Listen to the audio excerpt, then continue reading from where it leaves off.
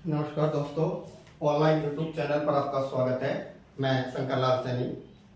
दोस्तों, हम लोग आज चर्चा करेंगे राजस्थान की जो प्रमुख जो खारे पानी की जो झीलें हैं उन झीलों पर हम लोग बातें करेंगे। यहाँ सबसे पहले स्वाभाविक तौर पर एक क्वेश्चन उठता है कि जो विश्व की जो सबसे बड़ी जो झील है, अगर विश्व स्तर पर अगर हम लोग बात करें विश्व की सबसे बड़ी झील, तो विश्व की जो सबसे बड़ी जो झील है ये खारे पानी की है, याद रखिएगा।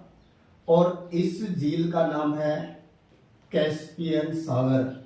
और याद रखिएगा ये जो कैस्पियन सागर झील है ये यूरोप और एशिया दोनों महाद्वीपों के बीच में है। और बोल सकते हैं कि कैस्पियन सागर एशिया व यूरोप दोनों की सीमा भी बनाती है। फिर बात करें विश्व की मीठे पानी की सबसे बड़ी झील। तो अगर विश्व की मीठे पानी की सबसे बड़ी झील पूछे तो इसका उत्तर होगा सुपीरियर झील।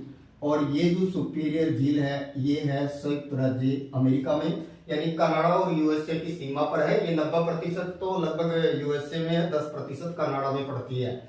फिर बात करें विश्व की सबसे ऊंची झील, तो विश्व की सबसे ऊंची झील है वो है टीटीकाका। और टीटीकाका 3812 मीटर ऊंची है और ये जिस देश में है उस देश का नाम है बोलीविया।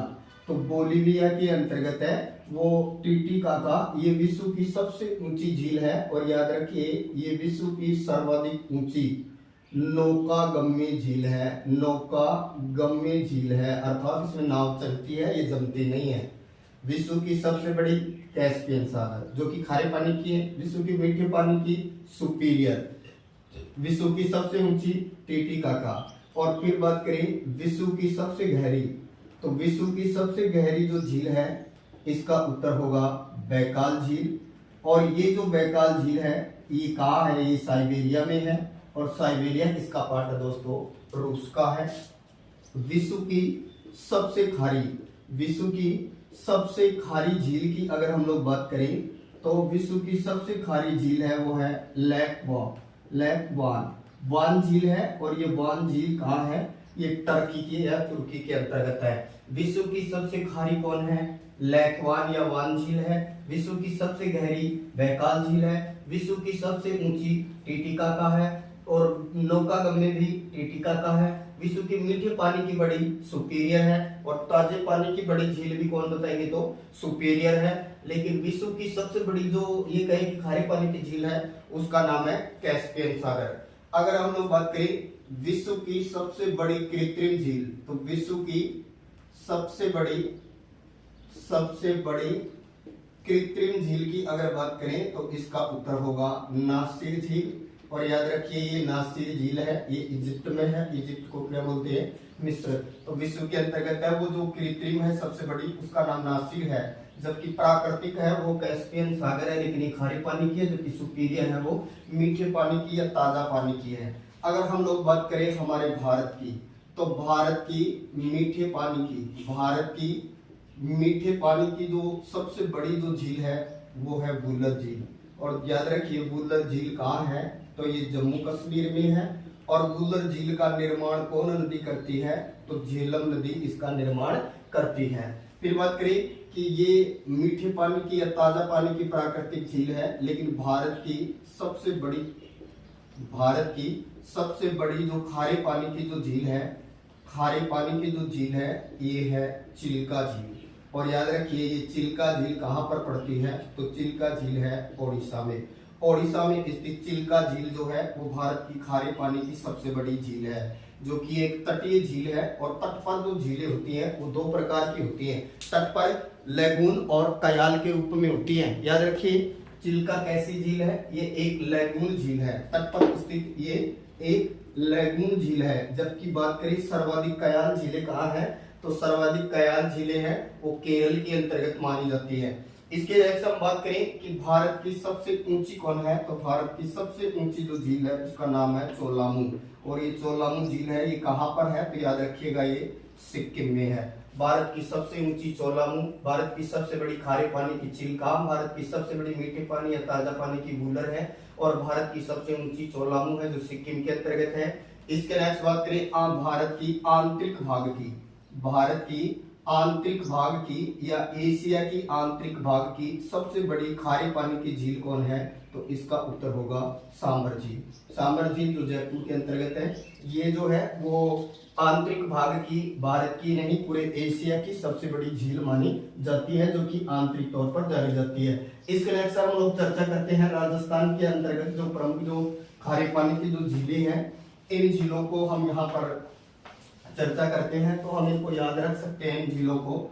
इनके अंतर्गत है सबसे पहले फलोदी, और फलोदी कहाँ है, फलोदी जोधपुर के अंतर्गत है, और फलोदी जो है एक ऐसी झील है, एक खारे पानी की झील मानी जाती है, और फलोदी जो है वो अपनी शुष्कता के लिए भी जाना जाता है।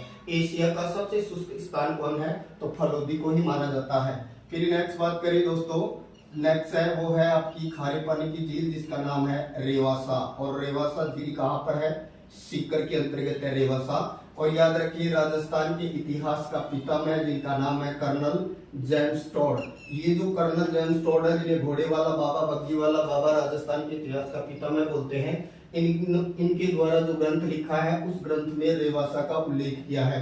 तो हम बोल सकते हैं कर्नल जेम्स टॉड ने इस झील का उल्लेख अपने ग्रंथ में किया है, और ये वर्तमान में भी सुर्खियों में है, क्योंकि कृत्रिम रूप से इसमें जल डाल करके दोबारा से नमक यहाँ बनाया जाएगा। इसके नेक्स्ट आती है नंबर 3 जिसको नाम दिया हमने बाप झील, और बाप झील ये भी खारे पानी की है, और बाप झील कहाँ है, जोधपुर में है। और याद रखिए बाप झील के किनारे ही पहला कोयला संयंत्र लगा था, कोयला संयंत्र जो है वो इसी के पास में स्थापित किया गया था। तो प्रथम कोयला संयंत्र जो स्थापित किया गया था वो बाप झील के किनारे स्थापित किया गया था, और बाप झील कहाँ है, तो जोधपुर में है। इसके नेक्स्ट फिर बात करते हैं हम लोग अगली झील की जिसका नाम है कोछोर, और दोस्तों कोछोर जो है ये सामान्य झील है, और ये कहाँ है, सीकर में है। लेकिन याद रखिए मिलता जुलता नाम मिलेगा कछोर, और कछोर जो झील है ये कहाँ पर है, तो याद रखिए ये है जैसलमेर में। कोछोर सीकर में है और कछोर कहाँ है, जैसलमेर में। बाप झील जोधपुर में, रेवासा सीकर में, फलोदी जोधपुर में। ये हम सभी खारे पानी की जो राज्य की झीलें हैं उनकी चर्चा कर रहे हैं। इसके नेक्स्ट नंबर 6 पर हम दे सकते हैं कावूद, और याद रखिए कावूद जो झील है ये भी जैसलमेर में है, और कावूद झील के साथ में कौन सा फैक्ट जुड़ा हुआ है, तो ये आयोडीन के लिए प्रसिद्ध मानी जाती है। आयोडीन के लिए प्रसिद्ध कौन सी झील मानी गई है, तो आयोडीन के लिए प्रसिद्ध है कावूद झील, और कावूद झील आयोडीन के लिए प्रसिद्ध है जो कहाँ है, जैसलमेर के अंतर्गत है। फलोदी जोधपुर में है, सामान्य है। रेवासा सीकर में है, इसका उल्लेख कर्नल जेम्स टॉड ने अपने ग्रंथ में किया है। बाप झील जोधपुर में है, इसके किनारे पहला कोयला संयंत्र लगाया गया। कोछोर सीकर में है, और कछोर जैसलमेर में। कावूद ये आयोडीन के लिए प्रसिद्ध है, और ये जैसलमेर के अंतर्गत है। इसके नेक्स्ट हम लोग बात करते हैं अगली नंबर 7 डेगाना, और याद रखिए डेगाना जो कहाँ है, तो डेगाना नागौर में ही है। और याद रखना राजस्थान में सबसे ज्यादा खारे पानी की जो झीलें हैं वो किस जिले के अंतर्गत है, तो याद रखिएगा नागौर। नागौर के अंतर्गत सबसे ज्यादा खारे पानी की क्या है, झीलें हैं, राजस्थान के अंतर्गत है। जबकि मीठे पानी की जो झीलें हैं सर्वाधिक, वो मीठे पानी की झीलें कहाँ है, तो इसका उत्तर होगा उदयपुर। इसलिए झीलों की नगरी के तौर पर जाना जाता है उदयपुर। झीलों की नगरी किसको कहा जाता है, उदयपुर को। जबकि झीलों का देश किसको कहा जाता है, तो याद रखिए झीलों का देश कहलाता है फिनलैंड। फिनलैंड जो कि स्कैंडिनेवियन प्रायद्वीप पर स्थित है यूरोप के अंतर्गत। जब आप आर्कटिक रेखा से चलेंगे तो अलास्का, अलास्का से फिर हम लोग बात करें कनाडा, कनाडा से फिर ग्रीनलैंड, ग्रीनलैंड से फिर आइसलैंड, आइसलैंड से फिर आगे आता है नॉर्वे, स्वीडन और फिनलैंड। ये जो इसी के पास में जुटलैंड प्रायद्वीप है जहाँ डेनमार्क है, और डेनमार्क का कब्जा ग्रीनलैंड पर है। तो फिनलैंड को झीलों का देश कहते हैं, उदयपुर को झीलों की नगरी कहते हैं। जबकि सर्वाधिक खारे पानी की झीलें नागौर में है, नागौर और सीकर। दूसरा कौन है, सीकर। नागौर और सीकर में है। और राजस्थान की नमक मंडी भी याद रखिएगा नावा, और नावा राजस्थान की नमक मंडी के तौर पर जाना जाता है। यहाँ आदर्श आदर्श साल्ट ग्राम स्थापित किया गया है। आदर्श लवण फार्म जिसको बोल सकते हैं, आदर्श लवण फार्म विकसित किया गया है यहाँ नावा में, और नावा कहाँ है, नागौर के अंतर्गत है। तो डेगाना कहाँ है, नागौर के अंतर्गत मानी जाती है। इसके नेक्स्ट हम लोग अगली झील की बात करते हैं, और अगली झील को नाम दिया है डीडवाना, और याद रखिए डीडवाना भी कहाँ है, नागौर की अंतर्गत ही है। तो अगली नंबर दे दो इसको 8, और नाम दिया है डीडवाना, और डीडवाना झील कहाँ है, तो याद रखिए नागौर में। सर्वाधिक खारे पानी की झीलें भी नागौर में। राजस्थान की नमक मंडी नावा नागौर में। आदर्श साल्ट ये कहे कि जो लवण पार्क स्थापित किया है ये भी नावा में। दोस्तों डीडवाना जो है ये कैसी झील है, तो एक प्लाया झील है, याद रखिएगा। डीडवाना कैसी झील है, एक प्लाया झील है। रेगिस्तान के जो ऊंचे नीचे जो धोरी होते हैं, रेत के टीले होते हैं, उनके निम्न पार्ट पे अंतर्गत जो जल एकत्रित हो जाता है, वहां जो झील बन जाती है उसे टाट, रन या खड़ीन कहा जाता है। लेकिन अगर वो बड़ी है तो फिर उसको प्लाया कहा जाता है, और स्थायी के तौर पर प्लाया को जाना जाता है। और प्लाया का बेस्ट एग्जांपल है वो है डीडवाना। दोस्तों डीडवाना जो झील है, इस झील का नमक खाने योग्य नहीं है, याद रखिएगा। इस झील का नमक खाने योग्य नहीं है। तो जब खाने योग्य नहीं है तो इसके नमक का उपयोग किसमें किया जाता है, तो डीडवाना का नमक रंजक उद्योग के अंतर्गत काम आता है। इसके अलावा बता सकते हैं हम लोग कि रसायन उद्योग में काम आता है, और रसायन उद्योग के अलावा हम लोग बोल सकते हैं चमड़ा उद्योग या चमड़ा उद्योग के अंतर्गत ये काम आता है। इसके अलावा बोल सकते हैं हम कागज उद्योग या दवाइयों के अंतर्गत भी इसका प्रयोग किया जाता है। डीडवाना का नमक खाने योग्य नहीं है क्योंकि इसमें फ्लोराइड की मात्रा अधिक मानी गई है। फ्लोराइड की मात्रा अधिक मानी गई है, इसी कारण से ये खाने योग्य नहीं है। और याद रखिए यहाँ कुछ स्थानीय संस्थाएं नमक तैयार करती हैं, स्थानीय संस्थाएं यहाँ नमक बनाती हैं, और इन जो स्थानीय संस्थाएं जो यहाँ नमक बनाती हैं इन्हें क्या कहा जाता है, पूछा जाता है ये, तो देवल। तो याद रखिए देवल क्या है, तो देवल क्या है, तो स्थानीय संस्थाएं हैं जो डीडवाना झील के आसपास वाले क्षेत्र में नमक बनाती हैं। इसका नमक खाने योग्य नहीं है, इसमें फ्लोराइड की मात्रा अधिक है। और दोस्तों याद रखिए 1960 में राज्य सरकार ने, कौन सी सरकार ने, राज्य सरकार के इसके किनारे 2 कारखाने या उपक्रम लगाए गए।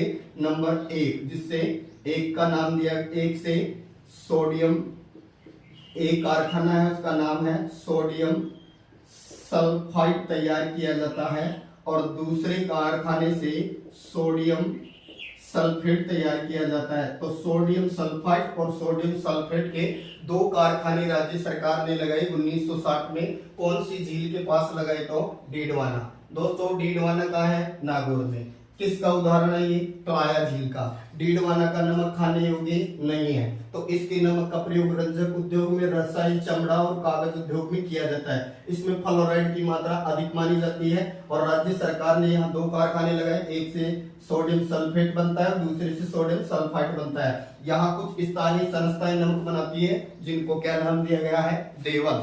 इसके नेक्स्ट अगली झील है दोस्तों आपकी, वो है कुचामन। और याद रखिए कुचामन कहाँ है, तो कुचामन भी नागौर में ही है, और सबसे ज्यादा खारे पानी की झीलें भी कहाँ है, नागौर में।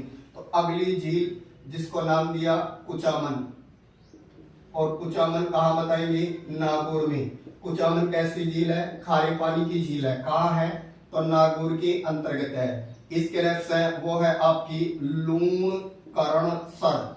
तो याद रखिए दोस्तों लूणकरणसर जो झील है ये कहाँ है, ये बीकानेर में है। और याद रखिए लूणकरणसर का नमक भी खाने योग्य नहीं है, और लूणकरणसर अक्षांशीय दृष्टि से, याद रखिएगा, अक्षांशीय दृष्टि से भारत की, राजस्थान की नहीं, भारत की सबसे उत्तरी झील है, सबसे उत्तरी खारे पानी की झील मानी जाती है। तो अक्षांशीय दृष्टि से भारत की सबसे उत्तरी खारे पानी की झील कौन है, लूणकरणसर है, और लूणकरणसर कहाँ है, बीकानेर के अंतर्गत है। नेक्स्ट अगली झील है वो है खारे पानी की आपकी ताल छापर। और दोस्तों ताल छापर कहाँ है, चूरू में है। ये ताल और छापर दो शब्दों से मिला बनकर बना है। महाभारत काल के अंतर्गत इस जगह का नाम द्रोणपुर था और ऐसा बताते हैं कि यहाँ तालाब था और एक छपरा था, इस कारण इस जगह का नाम पड़ा ताल छापर। दोस्तों ताल छापर चूरू में कृष्ण मृग अभ्यारण्य है जो काले हिरणों के लिए पूरे विश्व के अंतर्गत प्रसिद्ध माना जाता है। और याद रखिए जो ताल छापर चूरू का जो कृष्ण मृग अभ्यारण्य है, इसको ये भी माना जाता है एशिया का काले हिरणों का संसार कहा जाता है। तो काले हिरणों का सबसे बड़ा अभ्यारण्य माना जाता है ताल छापर, और ताल छापर खारे पानी की झील है, वो भी कहाँ है, चूरू के अंतर्गत है। इसके नेक्स्ट दोस्तों अब है आपकी पंचपदरा, और पंचपदरा कहाँ है, तो याद रखिए पंचपदरा बाड़मेर के अंतर्गत है। और ये जो पंचपदरा है इसके बारे में बहुत सारे फैक्ट है, तो याद रखिएगा अगली झील पंचपदरा। और पंचपदरा ये कहाँ पर है, बाड़मेर में है। इस झील का नमक में 98% NaCl माना जाता है, अर्थात इसमें 98% है वो सोडियम क्लोराइड माना जाता है। इसी कारण से ये राजस्थान की सबसे खारी झील मानी गई है। राजस्थान की सबसे खारी झील कौन है, पंचपदरा। इसके नमक में 98% NaCl होता है और माना जाता है कि लगभग आज से 400 वर्ष पूर्व एक व्यक्ति हुआ था जिसका नाम था पंचा, और पंचा नामक एक क्या था, भील था। और भील ने यहाँ किसको सुखाया था, दलदल को, और दलदल को सुखाकर यहाँ पहली बार नमक बनाया था। और पंचा नामक भील ने ये नमक बनाया था, इसलिए इसका नाम क्या पड़ गया, पंचपदरा। दोस्तों ये जो पंचपदरा है इसके किनारे आज भी जो खारवाल जाति के जो लोग हैं, खारवाल, ये जो खारवाल जाति के जो लोग हैं आज भी मोरली की झाड़ी से आज भी परंपरागत रूप से यहाँ नमक बनाते हैं, नमक के स्पीड तैयार करते हैं। तो मोरली की झाड़ी से परंपरागत रूप से जो नमक बनाया जाता है खारवाल जाति के लोगों द्वारा, वो कौन सी झील है, पंचपदरा। यहाँ कुओं को कोशिया के तौर पर भी जाना जाता है। पंचपदरा बाड़मेर में 98% NaCl पाया जाता है। ये राजस्थान की सबसे खारी झील मानी गई है। इसका निर्माण 400 वर्ष पूर्व पंचा नामक भील ने दलदल को सुखा कर किया था, इसलिए इसका नाम पंचपदरा पड़ा। यहाँ खारवाल जाति के लोग मोरली की झाड़ी से आज भी परंपरागत रूप से क्या बनाते हैं, नमक बनाते हैं। अब बच गई है अगली झील दोस्तों आपकी, वो है सांबर। और याद रखिए राजस्थान की आंतरिक भाग की जो सबसे बड़ी खारे पानी की झील है वो सांबर को ही माना जाता है। तो सांबर के बारे में बहुत सारे फैक्ट है जो आपको याद रखने होंगे।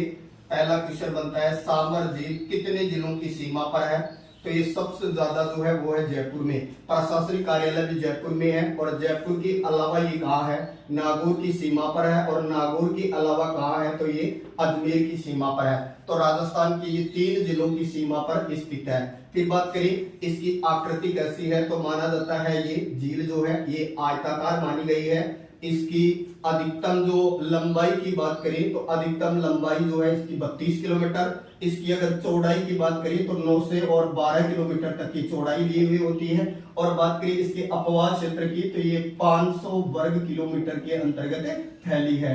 और ये कहें कि ये जो झील है इस झील को किसका अवशेष माना गया है, तो याद रखिए ये टेथी सागर का अवशेष मानी गई है। राजस्थान में जो रेगिस्तान में खारे पानी की झीलें हैं वो किसका अवशेष मानी गई हैं, टेथी सागर का। दोस्तों सांबर जो झील है, इस सांबर झील के बारे में जो बिजोलिया जो शिलालेख है, इस बिजोलिया शिलालेख के अंतर्गत इस झील का उल्लेख मिलता है। बिजोलिया पहले मेवाड़ रियासत का प्रथम श्रेणी का ठिकाना था, ये वर्तमान में बिजोलिया भीलवाड़ा में है। और बिजोलिया का क्या मिला है, शिलालेख। और याद रखिए बिजोलिया का शिलालेख कब का है, तो 1170 का है। ये जो शिलालेख है इस बिजोलिया शिलालेख में बताया गया है कि वासुदेव चौहान नाम का एक व्यक्ति हुआ था, और वासुदेव चौहान ने 551 ईस्वी में इस झील का क्या करवाया, निर्माण करवाया। और इसी के किनारे अपनी कुल देवी जिनका नाम क्या मिलता है, शाकंभरी माता, शाकंभरी माता का क्या बनवाया, मंदिर भी बनवाया। और इसी के चारों ओर जो वंश उदित हुआ, इसी वंश को कहा गया चहमान। और चहमान का ही अपभ्रंश बदलते बदलते ये किसमें बदल गया, चौहान में। और ये कहलाए सांबर के चौहान। तो सांबर के चौहानों का आदि पुरुष कौन हो गया, वासुदेव चौहान। दोस्तों इस सांबर झील को देवयानी भी कहा जाता है, और इसे एक और नाम दिया जाता है इसे तीर्थों की नानी भी कहा जाता है। तीर्थों की नानी कौन? सांबर। देवयानी कौन? सांबर। और माना जाता है कि सांबर के किनारे ही अकबर व जोधा का विवाह हुआ था। अकबर व जोधा का यानी हरखा का क्या हुआ था? विवाह हुआ था। तो बोल सकते हैं ये जहांगीर का ननिहाल है। ये जहांगीर का ननिहाल है।